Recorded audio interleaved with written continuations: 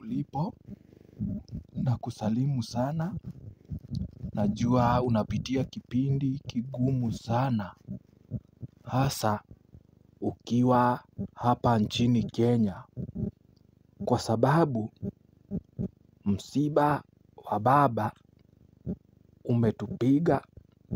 Msiba wa baba umetuweka chini. Yani vile huwa ninasema kama matumbo ya nyoka.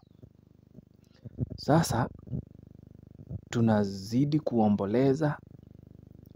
Bendera zimepandishwa nusu mlingoti na tarehe 17 mwezi wa 10 2025 imetangazwa kuwa public holiday. Hii public holiday sio ya kwenda kukunywa. Hii public holiday si ya kwenda kutafuta painting. Hii public holiday si ya kwenda kuvuta bangi na kushika jaba. Ni public holiday ambayo imetuleta pamoja tukumbuke yale mazuri ambayo baba Raila Amolo Odinga alifanyia Kenya. Of course, hakosi ubaya wake.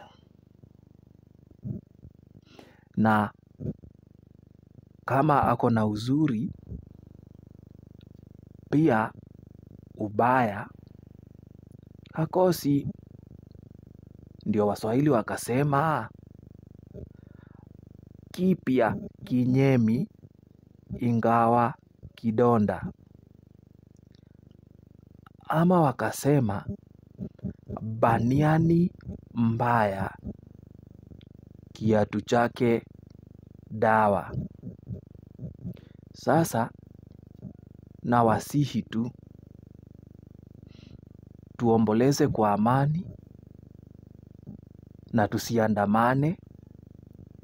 Na iwapo tutaandamana, tusiharibu biashara ya mtu.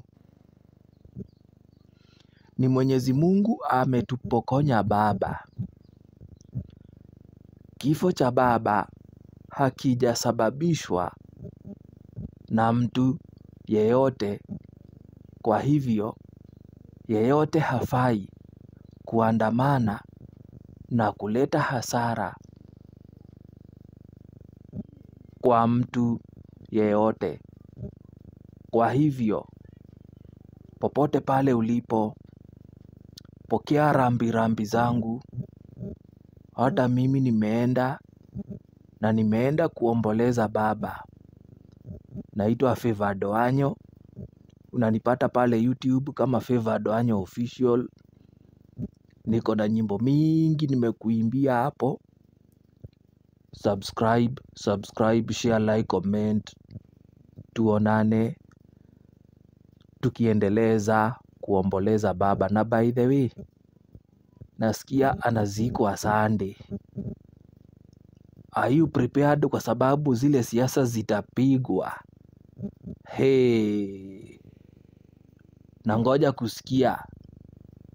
Kwa sababu komiti haijahusisha Mkikuyu. Je, Wakikuyu watapewa nafasi ya kuongea kwa mazishi ya baba Raila Amolo Odinga? Nimekuacha na hiyo swali.